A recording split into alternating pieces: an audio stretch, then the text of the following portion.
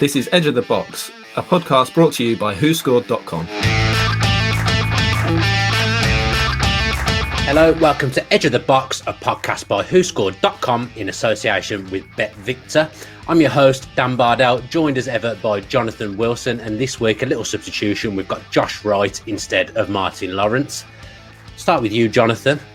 I heard a vicious rumour about you at the weekend, spreading fake team news. I just wondered if you wanted to clear your name. Yeah, I looked at LiveScore.com. It said Donny van der Beek was starting for Manchester United. I mentioned that to Miguel Delaney from The Independent, and he tweeted it without checking it.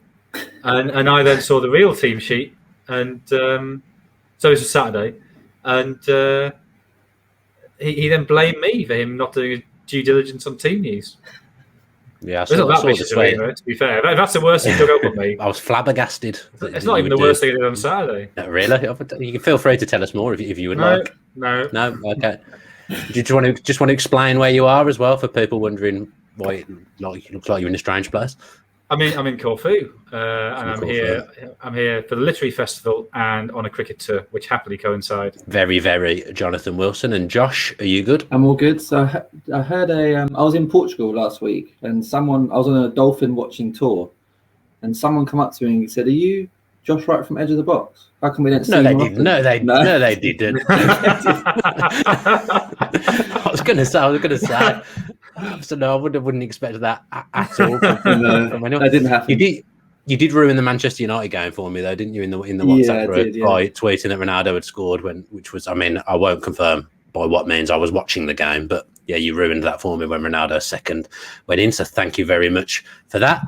Champions League was back this week. Jonathan, have you got a standout player or standout team? Well, I mean, the extraordinary result, I guess, was Ajax winning away at Sporting. You had to score 5 in a game that looked to me like it might be pretty tight. I thought Sporting, having won the Portuguese title last season, I thought would be better than that. So Ajax's result was the big surprise result. But then I think the more general trend was the problems we saw that the celebrity-based teams had. That I know it was the first time that Messi and Neymar and Mbappe had played up front together, but that looks a long way off being a fluent front three. It's a PSG drawing against Club Brugge. And then United's midfield being hopelessly exposed against Young Boys, which again I don't think was a great surprise. And obviously we were down to 10 men, which didn't help. But those problems were apparent on Saturday as well. So although there was sort of wild highs on Saturday of it's the old United are back, and wild lows on Tuesday with Ollie out trending on Twitter, actually, though the results are obviously very different, I thought the issues of performance were pretty much the same. Yeah, we'll come on to Manchester United later, but I agree with you. I thought Newcastle caused them a few problems and thought 4-1 flattered them. Josh, I'm presuming you didn't enjoy the Manchester United Champions League game too much. Is there anything else that stood out to you? I know, just to build on that, really, I think Ole Gunnar Solskjaer's record is now 7 defeats in 11 Champions League games, which is obviously incredibly poor. And I think friend of the show, Raj, pointed out quite nicely after the game that if you look at the way Chelsea responded to going to a man down against Liverpool compared to how United played against Young Boys, it just shows the difference in the level of coaching. It was just a nightmare night, really, for United. Sancho and Van der Beek needed some confidence, really got ahead of that game, and both of those were hooked early. And then Lingard, who's had some tough times over the last 12 months, he ended up giving away the winning goal. Not sure why Solskjaer felt the need to keep Fernandes, Pogba and Ronaldo on. Perhaps didn't feel like he could take one of those off, risk upsetting them. He obviously took off Fernandes and Ronaldo together, but it was too late by that point. All 3 of those just gave the ball away continuously. It was just a nightmare night for United. Yeah, it was something you could see coming as well, that late goal. It just felt like something was going to happen. I'm going to plump for Jude Bellingham. Yesterday I watched him at tea time, and it gets better every time I see him. He's got an arrogance about him as well, the way he plays the game, a good kind of arrogance. And he's just a sensational footballer, isn't he, Jonathan? I mean, I don't watch enough Bundesliga to really be able to assess him, but every time I've seen him, he's looked exceptional. And you do wonder if going forwards, whether for England he could come into one of those deeper midfield roles. Yeah, he's got to. Has he got to? I think Rice and Phillips are both excellent. I think they play well together. But certainly, if England are chasing a game, him coming in for Phillips maybe makes some kind of sense. But yeah, it's just great that England have so many young options in pretty much every position. Yeah, I think he's the player as well whose age gets mentioned the most ever when he's on a football pitch by the commentator. I don't think I've ever seen a player who gets told how old he is so much through a game. I can't think of anyone else with that kind of record. Before we go on to preview the weekend's Premier League action, Josh, you've got a Champions League team of the week. And you'll be pleased to know Bellingham does fit in there, but I'll start in goal first. We have Thibaut Courtois. He again bailed Madrid out as they won 1-0 against Inter. And then the back four is made up of João Cancelo, Dayot Upamecano, blast from the past, Nicolas Otamendi, and not Ronaldo, but Cristiano of FC Sheriff. He set up both goals for the Moldovan side as they beat Shakhtar. Into midfield, we have Bellingham on the right wing. He scored and assisted in Dortmund's 2-1 win over Besiktas. And then as you both said, every time I've seen him, I just wonder why it was only Dortmund and Manchester United that were in for him. He just looks so good and can play in a variety of positions. He obviously played wide right for Dortmund in midweek, and that's where he played quite a lot of the time for Birmingham as he was coming through. In midfield, you've got Leon Goretzka and Remo Freuler. They're the two central midfielders. Left wing, we have Nicola Nigamelu. So I had to get that pronunciation right. He equalised for Young Boys against Manchester United and also completed 7 dribbles. He tore United's defence to pieces at times. And in the front two, perhaps no surprise, we have Sebastian Haller. He scored 4 goals in his Champions League debut and got a perfect 10 rating. And then he's joined by Lewandowski, who scored twice against a very sorry Barcelona side. Got to admit, I was expecting to see Jack Grealish in there. I watched him last night in his Champions League debut, and he was very good. So fair play to whoever's playing left wing, because they must have had a good game. Let's do what we're here to do then and preview the weekend's Premier League. And the first game we're going to look at is Liverpool against Palace, Jonathan. And I don't know whether you saw Palace on Saturday, but I thought they were very, very good. Yeah, they were. I mean, there were signs of that against West Ham in the previous league game. And it may be that I have underrated them slightly, that those players have gelled quicker than I thought they would. And the great positive for them is how sharp Edouard looked when he came on, got the 2 goals. So I wouldn't necessarily read too much into one game, and particularly a game against a pretty poor 10-man Spurs. And they only took the lead after Spurs had gone down to 10 men. But I think they're much more positive signs than there were the first couple of games of the season. Yeah, and one of the big players, Josh, was Conor Gallagher. He was my man of the match. I thought he was excellent. I really, really passed the eye test. I really liked what I saw of him. And he's made it into the top 10 rated players so far. Is it so far this season, or is it just last week? So far this season, yeah, he actually sits in third behind Trent Alexander-Arnold, who we'll come on to. But yeah, I think what we're seeing from Conor Gallagher is just he's benefiting from playing in a side that's a bit more offensively minded than West Brom last season. Last season, he had to do quite a lot of defending, pretty too much. And we didn't really get to see much of him going forward. He equalled his goal tally from last season in just his second appearance for Palace. So Patrick Vieira has obviously given him a greater license to get forward. Shots and key passes per game are both up. And I thought his pass for Edouard's second goal at the weekend was brilliant. I don't even think if he looked up, but he seemed to find him in all the space in the world in the box. I mean, and he's not, even though he's going forward, he is still contributing defensively. 3 tackles per game is still ranked really high in the league. I think it will just be interesting to see what happens with him in the future, because obviously whether Chelsea deem him good enough, if he has a successful loan stint, or if they just sell him on as they do with quite a lot of their loan players. I find it hard to believe that there'd be a place for Gallagher and friend of the show, Billy Gilmore.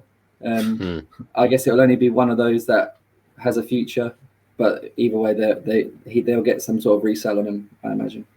Well, there's Ruben Loftus-Cheek as well, isn't there? He very easy to forget he's still at Chelsea. So they just have a ludicrous number of players, and they just keep giving them contracts, so when they do sell them, they get a decent fee for them. Yeah, Ross Barkley was sat on the bench for Chelsea the other day as well, which I absolutely couldn't believe. I don't think I'd ever see him anywhere near a Chelsea first team. Again, what have you thought of Gallagher, Jonathan? Because I was just really, really impressed with him. Oh, yeah. I mean, that last sort of 20 minutes, half an hour against West Ham, I thought he was exceptional. And he carried it on against Spurs. So he's slightly odd in the modern age in that he's quite box-to-box, and box-to-box midfielders don't really exist in modern football. We've sort of split midfield into 2 bands.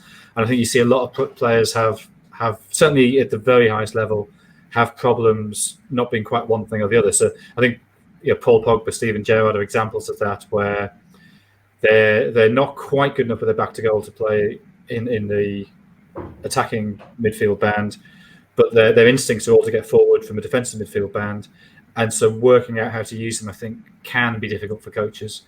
But in terms of technical ability, he looks exceptional. How do you think Palace will fare against Liverpool, Josh? Obviously, it's a great result against Spurs, but even Spurs' team selection was quite bizarre. I thought Spurs were really, really poor. This will be a tougher test, but, they had a couple of good results in a row now, Palace, and they'll be playing with the tails up. Yeah, I mean, you couldn't have asked for a better result, really, to head into such a tough game as Liverpool. But I think as we'll touch on later in the bet builder for this game, I think it's just a step beyond them, or a couple of steps beyond them. They've lost their last 7 meetings between the two sides, and Liverpool have scored multiple goals in that time. They've got recent 7-0 and 4-0 wins, so it's going to be tough. But Liverpool coming off a bit of a bruising Champions League game, I guess. They looked amazing for the first 15 minutes or so, and then Milan clawed their way back in. But I can't really see Palace getting a result, but to have those two back-to-back good performances obviously puts them in a good position. And Jonathan, it was a great weekend for Mo Salah as well, reaching the 100 club. If you think about modern-day Liverpool players, or even Liverpool players through history, he's won the Champions League. He's took them to the Premier League title as well, albeit obviously he's had some help from his teammates. But to hit 100 goals and achieve all that, he's pretty close to going down as a Liverpool legend, isn't he? Oh, I mean, he should do, absolutely. I mean, I think this is a Liverpool team that's very much based on the team. But if you had to highlight one star, it would be him. He's the most consistently brilliant performer. And he's the fifth quickest man to get to 100 Premier League goals, I think, which is higher. Even in a free-scoring team, that's an extraordinary achievement. So yeah, he should be a Liverpool legend, absolutely. What I liked about his goal against Leeds, Josh, was Matip. He wanted the ball from Matip a bit quicker, and he had time to have a little tantrum and then readjust himself and get himself in the right position to put it in from Trent's cross. But Trent's another one, England can't find room for him in the best 11, but week in, week out for Liverpool, he's outstanding. Yeah, I think it was obviously fitting that in the game after he was trialled in midfield, that he was obviously back at right back for Liverpool, and he got an assist straight away. He was our man of the match as well from that game. I do get where Southgate's coming from, just having a look at AlexanderArnold in midfield, because he does have a skill set that is perhaps better. We don't have overly creative midfield as it stands, but I just think it's a shame that we haven't seen AlexanderArnold regularly at right back for England, because he's obviously so unbelievably good in that position. I think Jurgen Klopp was a bit baffled by that whole experiment, and it was interesting in itself that Reece James actually ended up performing better in that role in that game. But yeah, he's class, isn't he? He looked back to his best. He was a bit defensively wasn't too great against Milan last night, but yeah, he again caused the problems that got the opening goal. Yeah, and Liverpool obviously the favourites for 3 points, Jonathan. They've made a great start to the season. A little bit fortunate against 10 men Chelsea, but people kind of underestimated them going into the season. But they look like they're going to be right up there, and it could be a really big title race this season. I mean, I hope it is a really tight title race. I'm not sure if, maybe other people underestimate them. I think the question about them is the depth of squad. And we saw that last season. They were particularly unlucky with injuries last season, but they don't have a squad as deep as that of City or Chelsea. So Liverpool's sort of first 14-15 are exceptional. And we know that because they won the league 2 years ago and they won the Champions League before that. Do I trust them necessarily to maintain this through this season? Well, no, because I can see that the squad is thin in certain areas. And to come back to the Alexander-Arnold point, I think there's two weird things going on there. So one, this idea he should play in midfield. It just feels to me a very sort of 1980s attitude. The sense that fullback is somehow not quite a real position. And if you're good at fullback, we probably should move you somewhere else. Fullbacks are massively important to the modern game. And also in terms of his own form last season and why it's difficult for England to fit him in, he works really, really well in that Liverpool system where the press is very aggressive. Because the way he plays and the way he gets 13 assists in a season, as he did the season before last, is he plays very high up, and that means there's space in behind him. So if the press isn't quite working, then yeah, a good player can pop a ball in that space behind him, as you saw Toni Kroos do in the away game against Madrid last season. But if a press is working very well, then the time for players, even very, very good players, isn't there to measure that pass. And so he can leave a space behind him. Now, the way England play, they don't press with that same level of aggression. And nor could they, because national team managers don't have enough time with the players to get a press of that sophistication. So I think Alexander-Arnold is one of those slightly odd players where he is absolutely perfect in his role for his club, but it is quite difficult to transfer that out of a club, particularly when you have three other exceptional right backs who can do a more sort of orthodox job for the national team. That's a very fair reflection on where he stands. We've got a bet builder for this game, haven't we, Josh? It's 4 parts. So as I mentioned earlier, Liverpool's record is very strong against Palace recently. They obviously had those few iffy games a few years back, but they've scored 2+ goals in each of their last 7 meetings between the teams. So the first leg is we've got Liverpool to score at least 2 goals against Palace. And we think one of those will be scored by Sadio Mane. His record against Palace is incredible. He scored in each of his last 8 against them. So maybe one for Jonathan's fantasy football team, and I know he loves that. He's got 12 in total against Palace, which is his favourite opponent in his career by 4 goals. So he likes playing them. And then we've got 2 bookings to finish it off. We've got Thiago, I guess best known for his time at Liverpool for some rash tackles early on. He's actually committed more fouls. He's committed a foul more frequently, than any other player since in the Premier League since last season at 2.3 per 90. He didn't start in midweek, so you expect him to come into the side against Palace. And then we also think that Conor Gallagher may be booked this weekend. He's obviously been prolific in front of goal this season, but since the start of last season, only John McGinn has been carded more times. So it's Liverpool to score 2+ goals, Mane to be one of those goal scorers, and then Conor Gallagher and Thiago to be booked. And BetVictor have boosted that from 30-1 to 40-1. You can find that direct link in the description of this YouTube video, and just gamble responsibly. I mean, if Mane has as many shots as he did against Leeds, he's got a decent chance of scoring against his favourite opposition, Palace. Jonathan, have you got a prediction for this one? 3-1 Liverpool. I've gone 3-1 as well. Josh? We've gone 3-0 for Liverpool. 3-0. Very, very good. Right, it's time now for the Just a Minute section. How did we all get on last week, Josh, with our predictions? You'll be pleased to know you've now taken the lead by 2 points in the leaderboards. It wasn't really. I didn't know that, so that's good. It wasn't really a big week for anyone, to be honest. But Dan, you were the only one that got a correct score. I think, Jonathan, if you'd stuck with your 4-1 feeling for Newcastle United, then you would have also had one. But yeah, Dan, you got 8 points, while Jonathan and WhoScored, we both got 7 points. When that is 7 out of 10 predictions correct, it's that's still a pretty good week. It's just the players didn't score the right number of goals because they're useless. It's all about getting the right score, getting a score bang on, isn't it? That seems to be. That's why I made the point last week that the scoring system for this, it doesn't benefit good play. The man who made it up's not here. He's not. Was it Watford? The Watford Wolves game I got right, Josh. I think so. Yeah. Yeah, I think I did. I do remember having a I was one goal up on that. Under my system, I'd have got 2 points for that. It is what it is. I mean, I've made an incredible comeback, bottom of the league a few weeks ago to top. Some comeback. I hung in there when I needed to and was brave, and I've been rewarded. Maybe some hope there for Arsenal fans in real life. I mean, yeah, exactly. I mean, it's very early days. There's a hell of a lot of football to be played. I could quite easily be bottom of the league by the time the 38th game rolls round. Jonathan, just a minute then. You're going to look at Newcastle against Leeds. I think Leeds really need something from this game. Their start has, in terms of points, has not been good. I think in terms of performances, has not been good. To an extent, they've been a little bit unlucky with the fixture list, the fact they've played United and Liverpool. And playing United, it's not just that they're playing a big team with lots of good players. It's their way of playing seems to play into United's hands.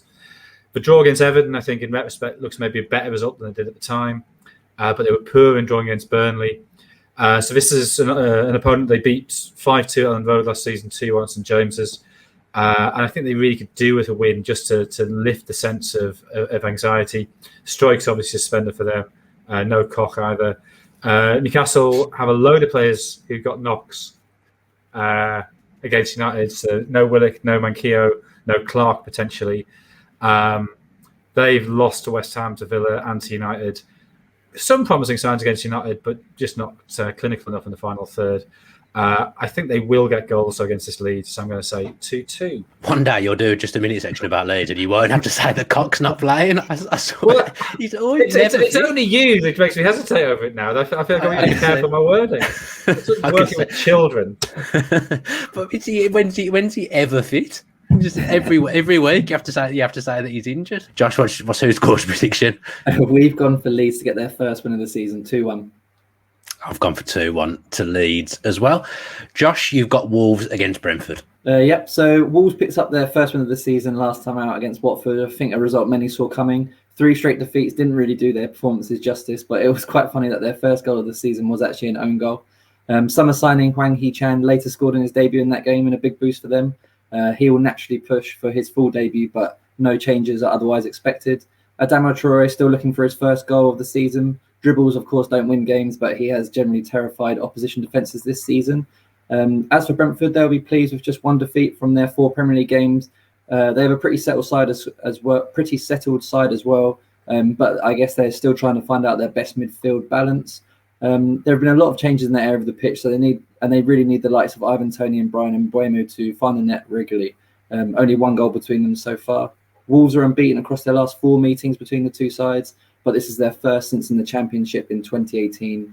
We've tipped Wolves' unbeaten run to continue against them with a 2-1 victory. Yeah, Brentford could quite easily be unbeaten if Brighton hadn't scored so late in their last game as well. Jonathan, what's your prediction? Also 2-1 to Wolves. And I've gone for 1-1. Next up for you, Jonathan, Burnley against Arsenal. I think this is a real test of the sort of the impact of this new philosophy of letting the game flow and sort of letting some tougher challenges go unpunished. Burnley, I mean, there were 2, but particularly Tarkowski one against Everton on Monday, suggested they sort of relish that. And a game between Burnley and Arsenal, you always sort of think it's a bit of a, they don't like it up. And Burnley drew this game last season, but won at the Emirates, so took 4 points of Arsenal. And Arsenal, I'm still not convinced by, despite them beating Norwich last week. I don't know with Arsenal. I don't know if they've just had a difficult start in terms of fixtures, or whether there are much deeper problems there. That Brentford game, I think, was always going to be one they're going to struggle in. And obviously playing City and Liverpool is difficult. Without Xhaka, without Elneny, without Holding, not sure they'll particularly miss any of them. Burnley without Connor Roberts, struggling for goals. And this does feel a bit like the start of last season when they took 2 points in the first 8. So I have gone 2-1 to Arsenal. I have gone for Burnley to beat Arsenal 2-1, continuing to endear myself to the Arsenal general public. Josh, what have you gone for? We've got a 1-1 draw in that game. Oof, there we go. Only one person's going to come out with anything in that prediction. I'm not sure that's happened yet. That feels quite rare in the predictions race so far. Josh, Manchester City against Southampton. Man City ran out 6-3 winners, obviously, against Leipzig in midweek, and it now means they've scored 5+ goals in 3 of their last 4, which isn't bad for a team that didn't sign a striker. Guardiola is sweating on the fitness of centre-back duo Aymeric Laporte and John Stones, who both missed out in midweek, though Ake did score in their absence. Jack Grealish has started every game for City this season and is perhaps due a rest by Guardiola at some point. It's quite unusual that one of the front 3 plays every game. Raheem Sterling, by contrast, has only started 1 of City's first 5 games, so maybe it's time for him to come in. Gabriel Jesus, Walker and Ilkay Gundogan will certainly come back into the side after dropping to the bench, while Phil Foden is also back after making his first appearance of the season in midweek. Southampton still have a couple of problems. Shane Long, Stuart Armstrong and Theo Walcott are all doubts. Che Adams was dropped against West Ham last weekend, and they may even go with 1 striker again on Saturday, given the opposition. Kyle Walker-Peters maybe comes back in at one side of the defence, whereas Jack Stevens and Mohamed Salisu appear to be his centre-back pairing of choice at the moment. Southampton, though, have lost their last 5 matches away to City, so we are predicting a pretty comfortable 2-0 win for Guardiola's side. I've gone for an identical score, Manchester City 2, Southampton 0. Jonathan? I've gone 3-0 for City. 3-0 to Manchester City. Jonathan, Norwich against Watford. Norwich, I don't know if there's something that can be done about this, but it does seem something slightly unfair if your first fixtures are for the previous season's top 8. So playing Liverpool, City, Leicester, and okay, Arsenal not so great this season. But that does seem to put you in the back foot right from the start. And you compare that to, say, Brighton at the start of the season, which has been much easier. I don't know if something can be done to try and make it a more even spread over the course of the season. So it's difficult to assess Norwich, I think. Obviously, hasn't gone great for them, but it has been a very tough start in terms of fixtures. This is a game where I think they need to get something on the board. Watford, very good in that first sort of 67 minutes against Villa. Pretty poor since. And you do think, can they score goals if Ismail Assar isn't terrifying Matty Cash? They only got 19 away from home last season. They did beat Norwich 1-0 both games last season. But I think this time Norwich maybe will have the edge. So I'm going Norwich to win 1-0. A lot of same predictions this week. I've gone for Norwich to win 1-0 as well, and I'm still really, really annoyed that Watford were world beaters against Villa and then have been absolute pish ever since. Josh, what's your prediction? We've gone for 1-0 in that game. Norwich need a win, really. They need to get themselves off the mark, and I think they will. Josh, Saturday tea time game for you. Aston Villa against Everton. Aston Villa, notably boosted by the availability of Argentinian duo Emi Martinez and Emi Buendia. Villa lost 3-0 last time out, but Dean Smith was pleased with the performance. It definitely flattered Chelsea, that scoreline. Villa notably mirrored Chelsea's back three last weekend, but it's not really a system that suits either Buendia or Bailey, so it'll be interesting to see how he incorporates them here. Axel Tuanzebe will be the one that drops out if they do go to a back four despite Tyrone Mings' error. I've actually been surprised by Everton under Rafa Benitez this season. I thought he would really struggle to start with and things would go downhill quickly given his connection to Liverpool, but the fans appear to have welcomed him and things are going really well. Undefeated with 3 wins from 4 games, and new signings like Damari Gray and Andros Townsend have hit the ground running. Decore also looks sharp again in midfield. They'll be without Calvert-Lewin this weekend. He may not even play again this month. So summer signing Salomon Rondon may be required sooner rather than later. This is the most played fixture in English football, so we're going to see this one ending all square in a 2-2 draw. 2 of the last 3 meetings between the 2 have been draws. So yeah, 2-2 from us. I'm going for Yerry Mina's revenge over Emi Martinez and 2-1 to Everton. And my heart has completely overruled my head, and I've gone for Aston Villa 2, Everton 1. Last one for you then, Jonathan. You have Brighton, who I have got completely wrong so far this season, against Leicester. Well, this picks up the point I was making about Norwich. So Brighton have had a pretty straightforward start. Their wins against Burnley, Watford, Brentford, you wouldn't say there's anything particularly extraordinary about that, because the huge difference is that last season they didn't win their 3rd game until January the 16th, and now they've got it by early September, and that obviously puts them in a much brighter frame of mind. Does that mean that XG disparity with reality they had last season, when a lot of XG models had them coming 5th or 6th, when they actually end up 16th? Is that going to be flipped on its head? I'm not sure. They're slightly outperforming XG this season. They still don't have a centre forward.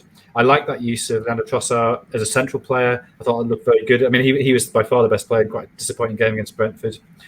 Playing a Leicester side who've struggled with injuries, a lot of those players just coming back. But I think this Leicester are vulnerable, still without Fofana. Soyuncu playing pretty badly at the minute. So I think this is a good chance for Brighton to keep up their good start. I'm going to go 2-1 to Brighton. This is going to be the start of Brighton's relegation run. I mean, this is a mindless prediction for me here, just doing something different. I've gone for Brighton 1, Leicester 3. Josh? I feel like we've tipped every game 1-1, but we've got another 1-1 draw for this game. Playing it very safe this week, WhoScored. Very safe. That's three games this week where we've all gone for a different result. Mm-hmm. That's good. That's what makes it interesting. As I've said, my prediction for that game is absolutely mindless. I don't see Leicester winning 3-1 at all. I'm not sure why I've put that down, but we'll see what happens, won't we? It'll either be genius or an absolute disaster. Right, next up then, let's look at West Ham against Manchester United, Jonathan. And it's a tricky game for United, this. Well, I think they're all tricky games for United at the moment. I think this season they played well for half an hour against Leeds, who are a team who, as I was suggesting there, the way Leeds play suit the way United play. They played well the last 20 minutes against Newcastle. But apart from that, I don't think they've been at all impressive. They got overrun in midfield by Wolves. I thought a better team than Newcastle could have caused some problems on Saturday. The first hour, Newcastle had 5 or 6 really good chances to break. And I think West Ham exactly the sort of team who can take advantage of that. Obviously, Mikel Antonio is a loss for them, because I don't think they have anybody remotely in that class as a centre forward. And United, I think, are in a fascinating position at the minute that Ronaldo, I think, makes it harder for them to be good, and yet he massively increases the pressure on them. Now, Ronaldo will score lots of goals. He will score 20, 25 goals this season, I'm sure, injury permitting. But will he actually help them against the better teams? And West Ham maybe just come into the fringe of that category of better teams. So I think this is a fascinating game. And it's also, from a journalistic point of view, on Sunday, you normally would think the big game, if particularly if I'm London-based, which game am I going to? And you'd normally say Tottenham v Chelsea. But Ronaldo means that West Ham v United becomes Sunday's biggest game, which is the nature of his celebrity. Yeah, I mean, I love him being back. I love Cristiano Ronaldo. But he's had a lot of help from goalkeepers so far with his 3 goals. Keepers seem to have forgotten that they're goalkeepers when they faced him so far this season. The referees have forgotten their referees as well. Everybody's just queuing up to get autographs of him. I mean, the referees forgetting their referees happens quite frequently, it feels. Declan Rice then. Great start to the season for West Ham and for England. The kind of player that Manchester United really, really need, isn't he, Josh, really? Because for all Manchester United's good business, I'd say they're still a defensive midfielder, sure, and probably a goalkeeper as well. Yeah, this is definitely a player Manchester United are interested in. I guess they'll have a look at next summer. I think fans thought that he could have been like the final piece of the puzzle for this season. And West Ham were obviously quoting or reportedly wanted 100 million for him this summer, and I'm not sure why that would drop. At the end of the season, he's got a long contract, so it's going to be a big price for anyone if they want him. I think one criticism before of Rice was that people didn't think there was much more to his game beyond winning the ball back. But I think what we've seen for England at the Euros and now for West Ham this season, he's certainly capable of driving the play forward. I looked at some of the stats behind Rice's performance this season. You obviously wouldn't expect these stats to last the course of the season, but he is the only player in the Premier League currently averaging at least 1.5 tackles per game, 1.5 interceptions per game, 1.5 successful dribbles per game, and 1.5 key passes per game. So he's not just breaking up opposition attacks, he's also instigating them for West Ham as well. He's also completed 95% of his passes as well, which ranks second in the division. I think he's in the top 10 rated players as well in the league this season so far. So he obviously, unsurprisingly, comes out far superior to any of United's midfield options. I think Matic against Newcastle showed that he does have value. He's capable of dropping into that in between the 2 centre-backs and helping them bring the ball forward, but he's obviously it's about 5 years too late for him now. And as Jonathan said last week, Man United didn't have the money for another midfielder, but they still dropped a lot of money on signing Ronaldo. So I think we might see again this weekend Man United overrun in midfield. Yeah, I've got to say, I reckon I'm quicker than Matic. He's a great player, but had a great career, but top tier football. I don't think at the top echelons of the game where Manchester United want to be, I don't think Matic is going to be the answer for them at all. Jonathan, you touched on Antonio not being there. I mean, they don't have any replacement because there isn't another forward at the club. I presume Jared Bowen might play up front. I think he's done that before when Antonio's been out, but it's not a good position to be in, is it? No, I mean, I guess it's West Ham were a club who for years seemed to have any number of hopeless centre forwards, or centre forwards who looked hopeless when they went there. I mean, you saw Sebastian Haller this week scoring 4, and you sort of think, that can't be the Sebastian Haller I remember. But yeah, of course, he had a great record at Frankfurt before he was at West Ham, so they have really struggled with that position. And I guess that's why West Ham are sort of a mid-table club rather than higher. There are gaps and there are holes in the squad. Jared Bowen, he's clearly a decent player. Would you want him ideally to be a long-term backup to centre forward? Probably not, but he's what they've got, so they've got to stick with that. I mean, I wonder as well whether you could play Yarmolenko there because just because he's big, so he can play the back to goal. He is technically good, and Yarmolenko has started the season pretty well. Slightly to my surprise, I sort of thought he was a player on his way out. I would assume it's Jared Bowen, but obviously they're not the side they would be were Mikel Antonio there. I guess the only other option the only other forward at the club is Antonio's cardboard cutout. They could stick that up front. There isn't much else going on in the West Ham front line. Josh, have we got a combined 11, or are we just talking about how many players we think from West Ham would make a Manchester United and West Ham 11? Yeah, we do have a combined 11, but before we go through that, I'll just touch a bit more on Antonio. I think it was a surprise that West Ham didn't go out and try and sign another striker. Antonio doesn't have a great injury record. No, he doesn't. Just from his build and his explosiveness, it just lends itself to muscle injuries a lot. He only started 25 games last season. Obviously, this weekend is a suspension rather than an injury. but it does leave them without obviously an out-and-out striker. I looked into the stats again for Antonio, what West Ham's record is without him and with him sort of thing.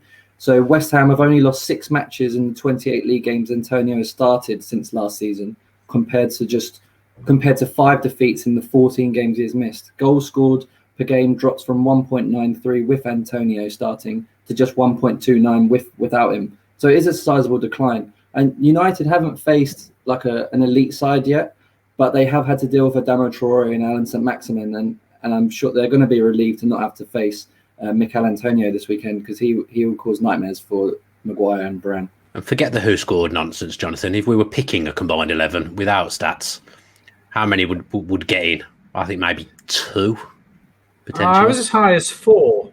4? Yeah, I mean, maybe it being a bit generous in a couple of positions. So Rice is an obvious one. So the back in the field, I would have Rice and Souček.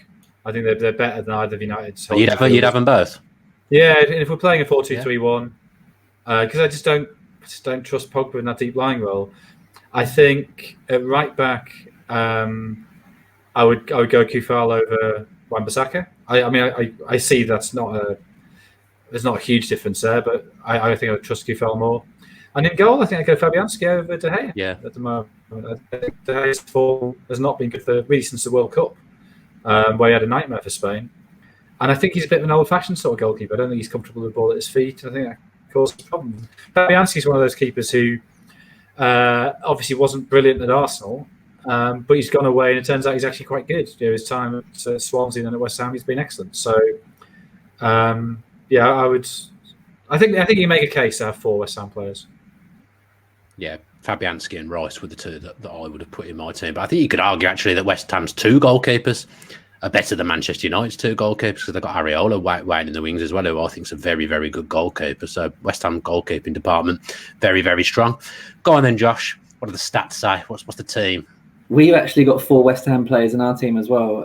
But this is stats from the start of last season, because obviously this season is a bit of a shorter number of games.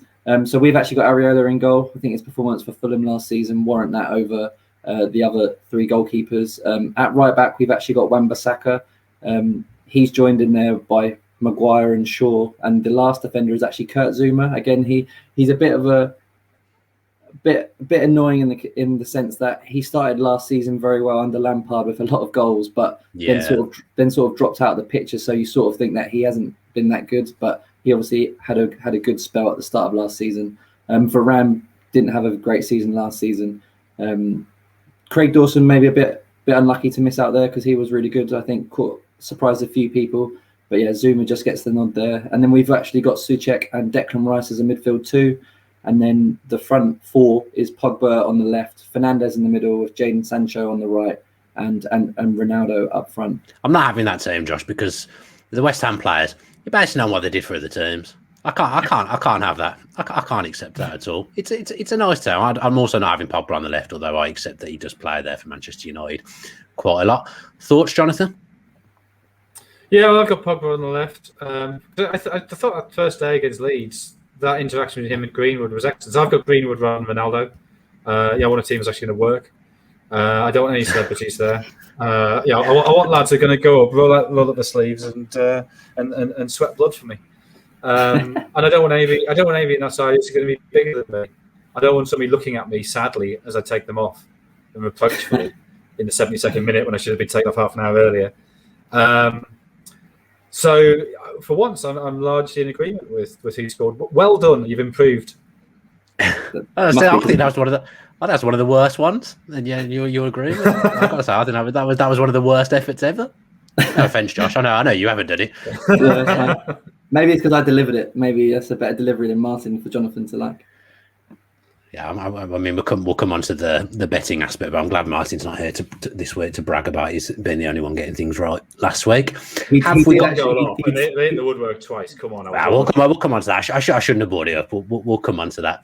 I would say Martin did mention to me before the show that he wrote redemption because Dan said it was my fault for letting the one before lose. So I mean, that's a fact. That is a fact.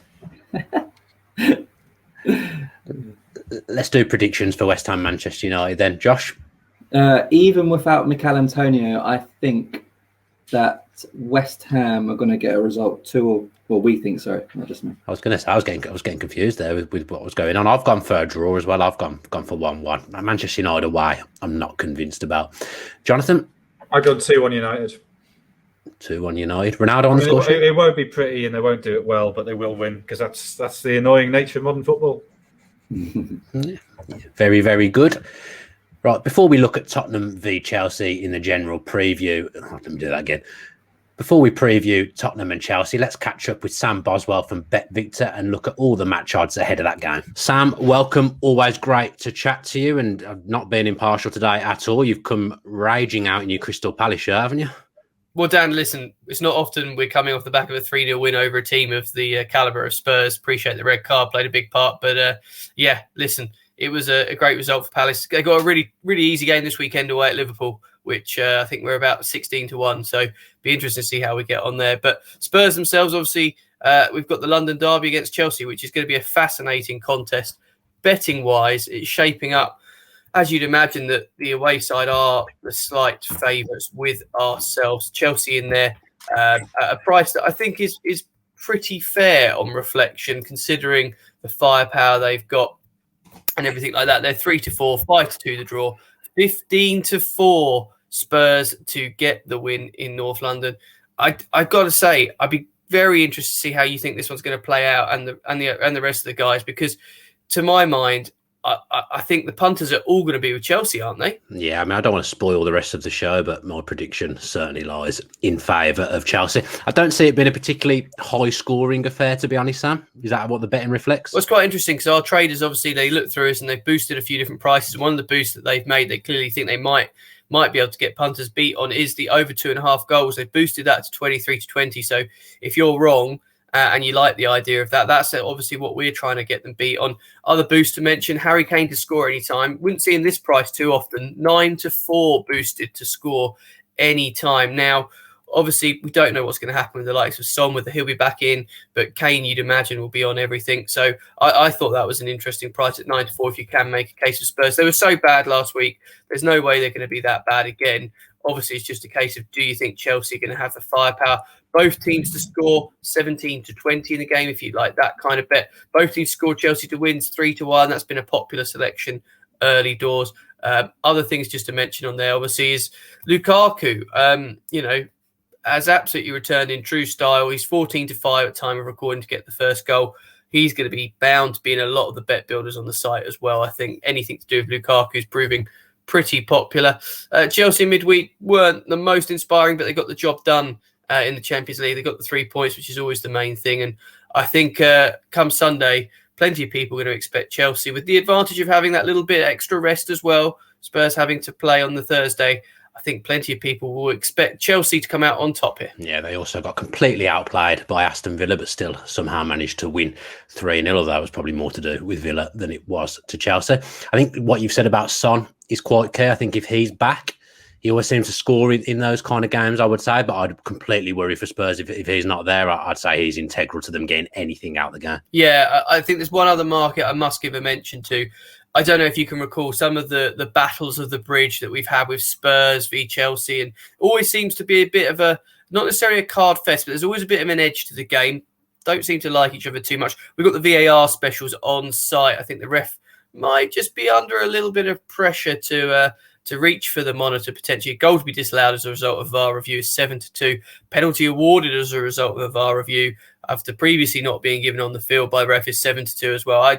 If you had to pick a game this weekend that VAR might just get a little bit over involved, I think it'd be the Spurs Chelsea game. I think that's the one that I'd be looking at if you like your betting on the VAR stuff. We've got it all there priced up for you. I don't think I've ever had a bet on VAR. You can literally bet on anything nowadays. But thanks ever so much for chatting to me, Sam. Always a pleasure. Yeah, not a problem. As ever, I'd encourage everyone to gamble responsibly and wish them all the best of luck for a busy weekend of football. Tottenham v Chelsea, Jonathan. We've touched on Tottenham a little bit last week, being really, really poor. Spurs fans, suddenly from being quite buoyant after 3 1-0 wins, now seem a little bit worried. Is that justified? They were awful against Palace. There was no two ways about it. Obviously, sending off had an impact, but they were poor before that. And suddenly you look at that side and you think, where did the goals come from? So, I mean, this season, Son's got 2 Dele Alli's got one. You assume Kane will start to score. He's had his familiar bad August. Maybe the reasons are slightly different this time around. But then you look at last season in the league, Kane got 23, Son got 17, Bale got 11. Bale's obviously gone now. And the next highest scorer is Lucas with 3. So if Kane and Son aren't scoring, where do the goals come from? And that I think is a major concern. And I think what we'd seen those first 3 games was good Nuno, the solid team doing just enough on the break to get the wins. And this game against Palace was bad Nuno, just looking hopeless against what you'd think I was being quite an average side. So I think it was a bit of a reality check. And I think, before the season began, nobody really had Tottenham threatening the top 4. We sort of thought, there'll be Europa League qualification thereabouts. And this, I think, was sort of the reset to say, that probably is about their level. Josh, I wouldn't imagine Kane and Son are going to score too many goals. I know they've got injuries, but that midfield last week was one of the most ordinary central midfields that I have ever seen. And just no creativity in there whatsoever. I watched the whole game. I don't remember Dele Alli doing anything, but then like Winks, Skip. It's all a bit samey. Yeah, I think it's weird, isn't it? I mean, Tottenham fans would have been happy with 3 wins from 4, I think, but I don't think they were getting carried away with 3 1-0 wins in a row. They actually had fewer shots than their opponents in 2 of those games. But there's just a real lack of creativity at the moment. I guess it's hard to assess them properly until Son and Kane play together regularly again. Obviously, they've been in and out of the team for different reasons. But Tottenham actually ranked 19th in the Premier League for key passes per game this season. So there's a real problem there. Just a couple of other stats on them. Brighton's goalkeeper, Robert Sanchez, has actually created as many clear-cut goal-scoring chances as Tottenham as a team in the Premier League this season, which isn't great. And Harry Kane's actually been booked as many times as he's had shots. So getting them to be more adventurous, I guess, going forward is a problem. And also just on the key passes per game thing, Wolves are actually 3rd in the league. So that's, I guess, what happens when you get rid of Nuno and hire Nuno. But I guess Tottenham fans would love to see Ndombele get going finally. But I guess if one manager doesn't like him and then a second manager doesn't like him, there's clearly an issue with the player there, perhaps, rather than anything else. Yeah, you can't really dress those stats up, can you, Jonathan? The Brighton goalkeeper having more key passes. Yeah, I mean it's partly to do with who they played maybe being overcome, because I thought they were good against City. I sort of came away from that game surprised by how good they'd been and sort of thinking maybe I'd underestimated them. But they just looked so stodgy. And maybe they missed Lamela. Maybe we sort of underestimated how important Lamela was. I mean, the only thing I'd say on Ndombele and his future, yes, 2 managers haven't rated it, but 2 managers whose instinct for football comes from a similar Portuguese school. So there may be a personality thing there, I don't know. But I can also see there's a similarity of tactic between Nuno and Mourinho that maybe counts against a slightly more unpredictable player. I suppose a couple of their key signings haven't really played yet. We haven't seen anything from Gil, really. The Bergwijn's out as well at the moment, so they've got players to come back in. And Romero's barely played, has he? I mean, the defence hasn't really been the problem, but obviously it'd be good to have him there. Yeah, and Tanganga will obviously be missing after completely losing his head against Wilfred Zaha and Crystal Palace. Which is a problem, because he had been very good. Yeah, he's been good. He's been very, very good.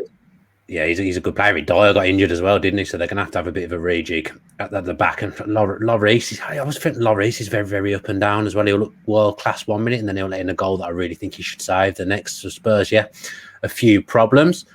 Lucky Chelsea last week, Josh. Completely outplayed and dominated by Aston Villa Football Club, but they come away with a 3-0 win. What's been your thoughts on them over the last week? That's a great use of the word football club. I really Thank you. The last week in particular showed exactly why Chelsea were desperate to sign a striker. As you say, they're very fortunate against Villa. They had a lot to thank Edouard Mendy for, and some blocks from Thiago Silva.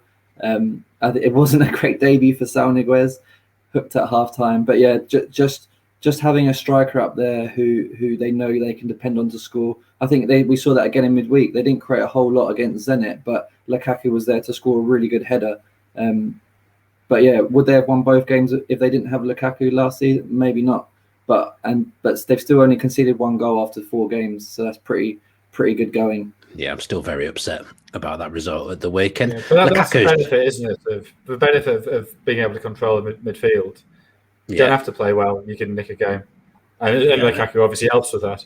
So, nobody plays well for 50 games a season, but if you have a very solid midfield, that means you can sort of still control games even when you're not playing well, and you have a really good striker, you can get away with it.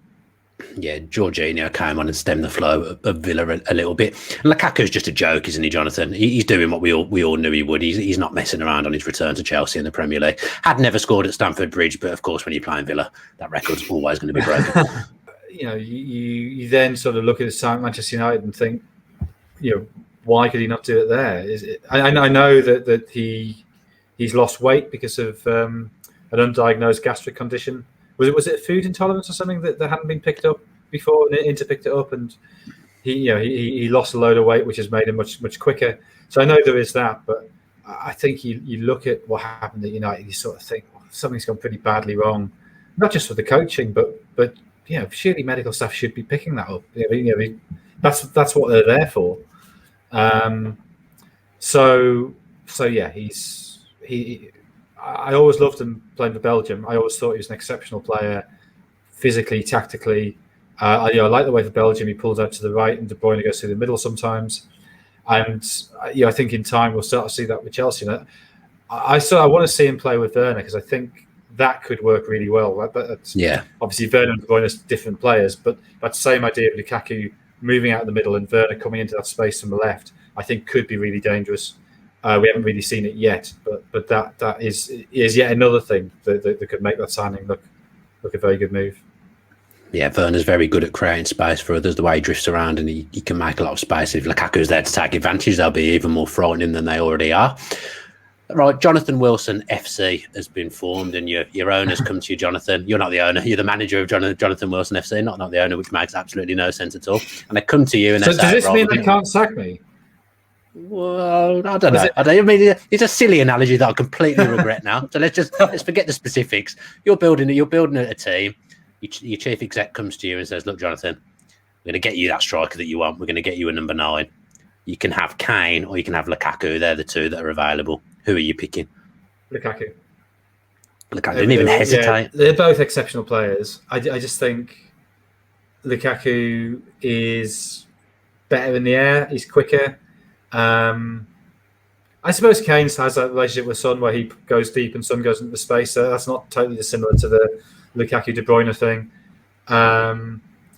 I just worry about Kane's ankles and how long can he keep going for. And he does seem to have these periods where he has a month where things just aren't quite right for him. I don't know if that's a physical issue or just form going up and down.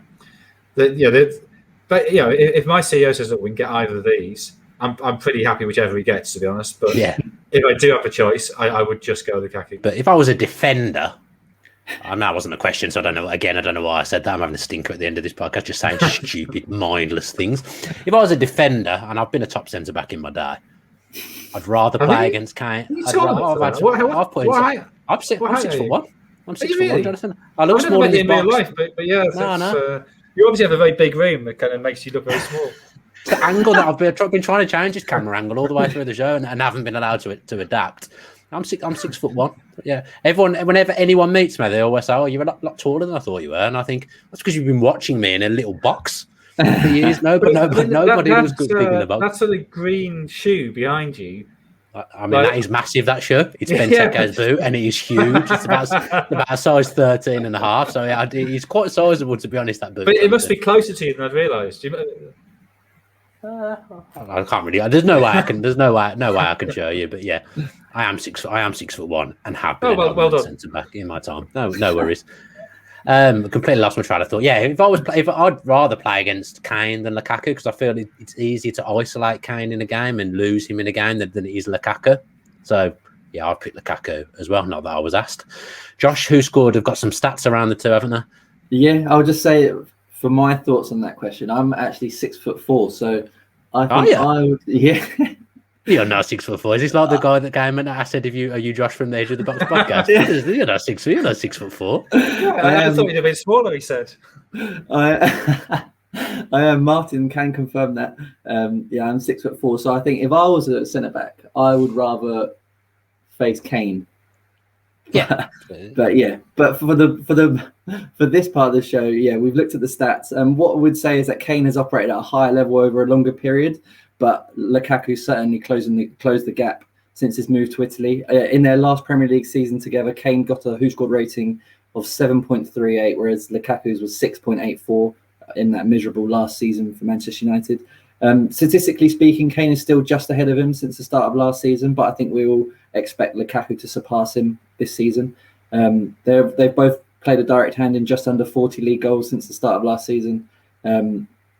But what does sway some sort of things is Lukaku still loses the ball as a result of an unsuccessful touch more times than Kane. So just little things like that have given Kane's rating a boost. But I think most people would agree now that Lukaku's trajectory is certainly much higher than Kane's. Before we move on to our predictions, the question everyone will be asking now, Jonathan, how tall are you? How tall do you think I am? I've got a feeling you're quite tall. I don't know whether that's because of your stature within the journalism world, but I feel like you'd be about 6'2". Before you reveal it, Jonathan, what are you, a bowler or a batsman for your cricket? Well, there's a question. I was an off spinner, then I had all the shoulder problems, and I reinvented myself as an opening bat, and now I bowl a bit of part-time off spin. Okay, I'm going to go for 6'1". No, I'm only 5'10". I stuck with that. When you said off spinner, I thought you might be slightly smaller. Not in the 6 foot club. No, well, I'm an older generation, so we didn't have such good nutrition as you growing up. So I don't think Martin's in the 6 foot club either. So no, not a dominant centre back, Martin Lawrence. Not dominant on the podcast either, Josh. Right then, let's do the predictions, Jonathan. 2-0 Chelsea. 2-0 to Chelsea. Who scored? Also 2-0 to Chelsea. And I've gone for 1-0 to Chelsea. Right, let's finish then with our Sunday treble, and we've touched on it already if it's made the edit, but it wasn't a good treble for us last week, was it, Josh?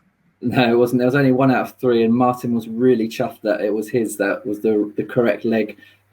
He had Wolves to win, and I think you were 1 goal off, Dan. Yeah, Brentford. Yeah, Brighton, I said both teams to score. Brentford, Brighton. Yeah, and Jonathan was only 1 goal off as well. And Arsenal hit the woodwork twice. It should be said. They were very close. Even though it was only one of the 3 legs that came in, it wasn't a million miles off. But hopefully we'll go better this time. I'll just run through the 3 legs. We've actually got West Ham to take the lead at any time. West Ham have taken the lead in 7 of their last 10 home matches and have scored first in their last 3 home games against Manchester United, whereas Manchester United have conceded first in 11 of their 21 away league matches since the start of last season. Obviously, they're the comeback kings, but we're expecting West Ham to take the lead in that one.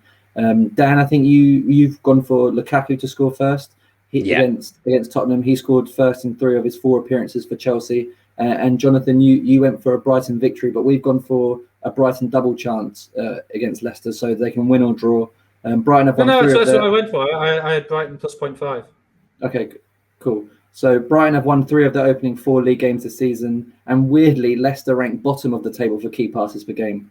So Tottenham were 19th, and Leicester are actually creating fewer key passes per game than any other team in the Premier League this season. So that's been boosted from 12-1 to 16-1 by BetVictor, and a link for that can be found in the description of this YouTube video. That's quite high odds for our treble, and we have been relatively successful in the season so far. A couple of off weeks, but still close, even when we've got it wrong. So yeah, sounds like a decent bet to me. I think that does us for this week's episode of Edge of the Box. Thanks to the guys for joining me. A pleasure as always. And thanks to you guys as well watching at home for tuning in.